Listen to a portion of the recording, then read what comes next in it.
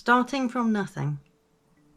During a conversation about the theory of dimensions, thought, imagination, the simulation hypothesis, and the creation of existence, a thought occurred to me and a film came to mind to represent the thought, as does happen.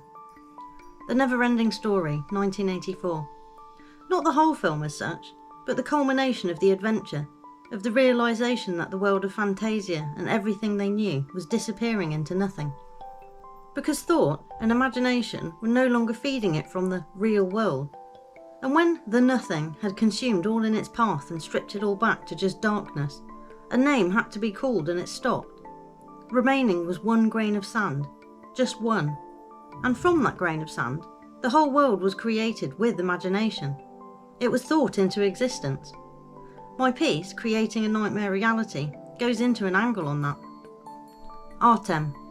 This leads on from the last point rather well, and is what I thought of next.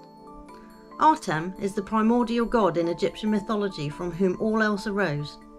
A god who thought or spoke himself into existence. And although I have mentioned Artem and this next paragraph of info in my piece, Is It Really the Machines We Should Fear?, I think it ties into the idea of consciousness and what we perceived as an existence at this point in reality.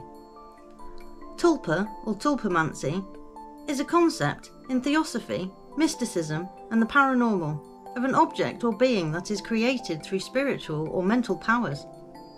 So says Wikipedia. But it's an odd concept and instantly made me think of when some children have imaginary friends and they are told it's fictional. Weird that when adults do it, it's a real thing, but not acceptable for all, because it does seem that there is discussion whether the whole tulpa thing is real, spiritual and paranormal, or just a sign of loneliness and mental illness. But the concept that everything we know is the universe, where and how it began and the start of existence, could have just been a thought is an interesting one. And as they say, it all starts with an idea.